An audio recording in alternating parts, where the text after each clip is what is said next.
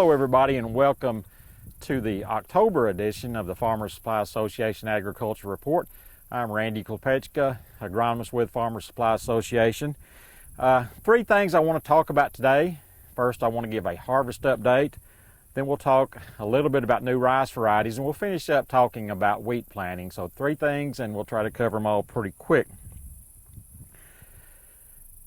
First, harvest update. A lot different than last year. You remember last year, we can't forget it. It was raining about every day, every other day, and harvest just drug out forever. This year, a lot different. You know, since the 28th of August, I guess, we just had maybe two fronts go through here with, some moderate amounts of rainfall. And they generally got out here pretty quick. So we've had some really good harvest weather since the 28th of August, and things have progressed pretty well because of that. The only drawback, I guess, that we've had is, our rice, if you remember, some of our rice was planted really late. So, we've got guys that have been getting to some green rice and having to stop and things like that. But, if their rice has been ready to go, they've been able to roll right through it and make some good progress. So we're in pretty good shape there. Looking at rice, we're taping, it's October the 9th.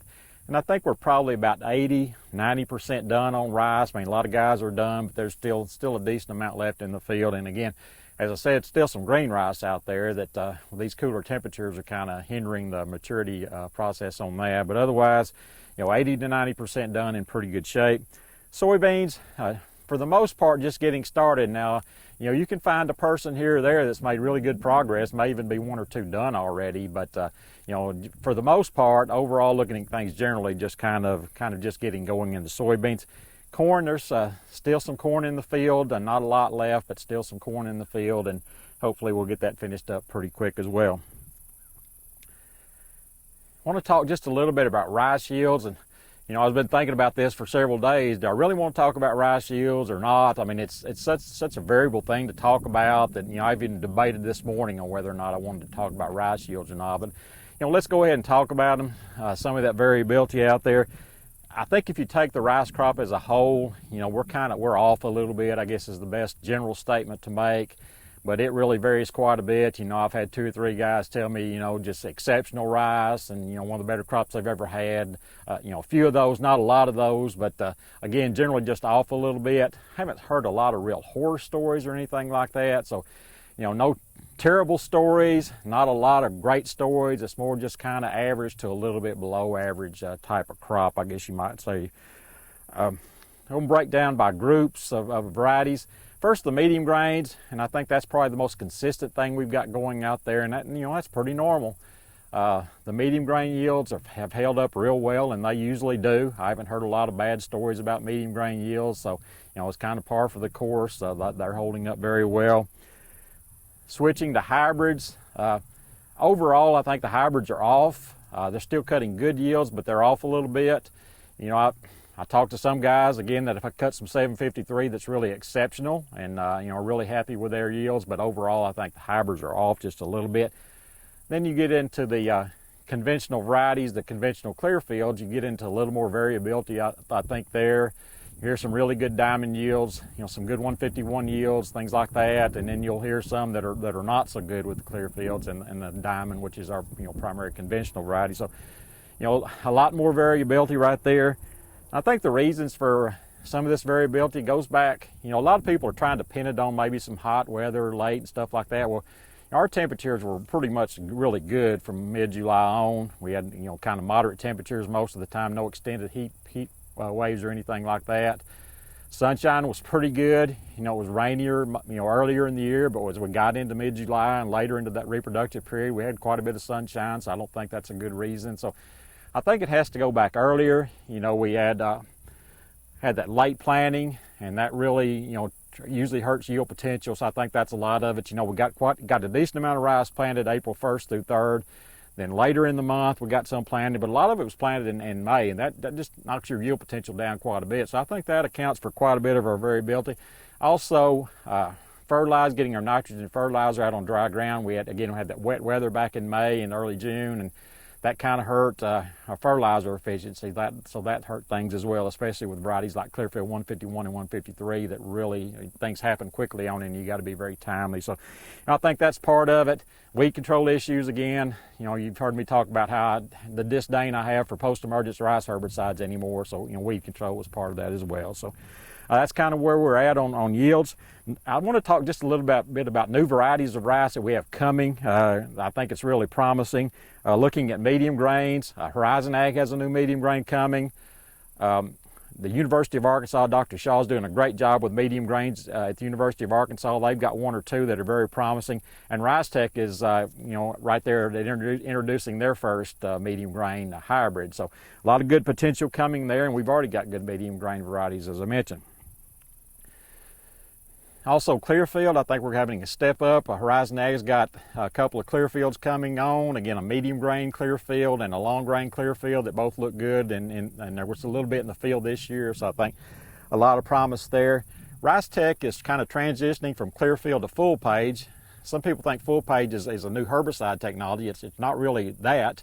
It's the same active ingredients as Newport and Beyond. It's just that these hybrids are going to be way more tolerant than our past hybrids have been, like the 745s, the Gemini, and things like that. So I think that's going to be good. A lot of times we're real leery when it's cold and wet, and early and things like that of putting too much Newport out there, or sometimes we're even scared to put any Newport at all out there. So I think those days will be behind us with the full page hybrids, and looking forward to that as well. So some good new things coming real quickly, I think. So that bodes well for rice production. I want to finish up by talking a little bit about wheat planting.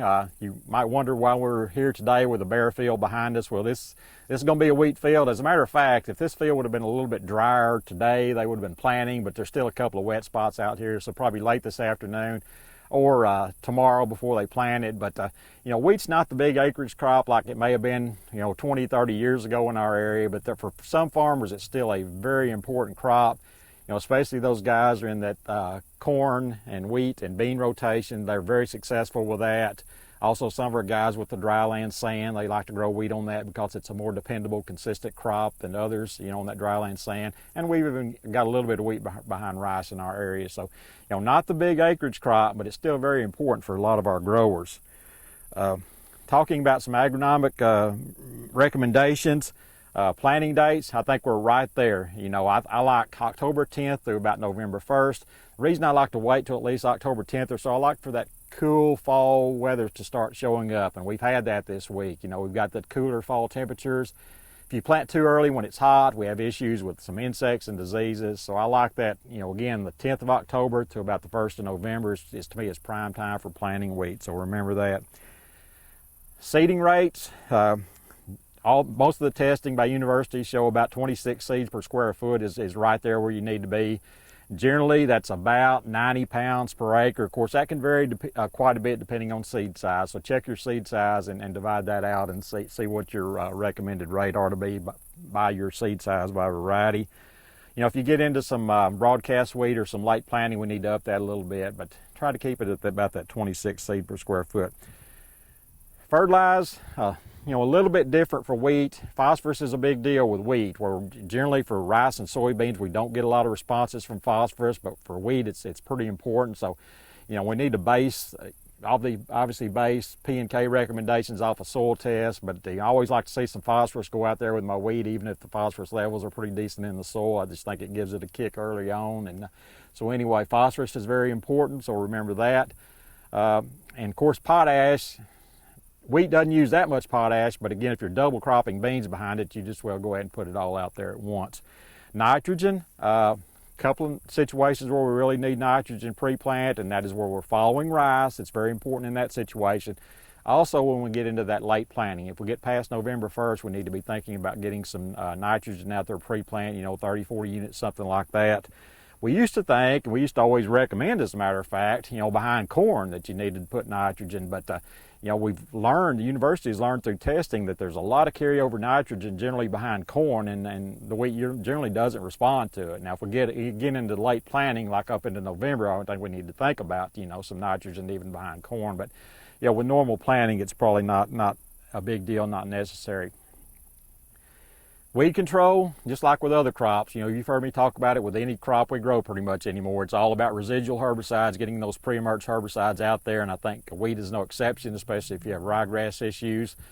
A delayed pre-application of like Zidua, or maybe a Zidua containing material like Anthem Flex that contains Zidua and another product in there with it. I think something like that delayed pre is just pretty much a must anymore. I mean, it's for more than ryegrass. There's a lot of other weeds that will control. So think about that Zidua or another product as a delayed pre, and I think you'll be very happy with that, because that's going to really knock a lot of your weed pressure down.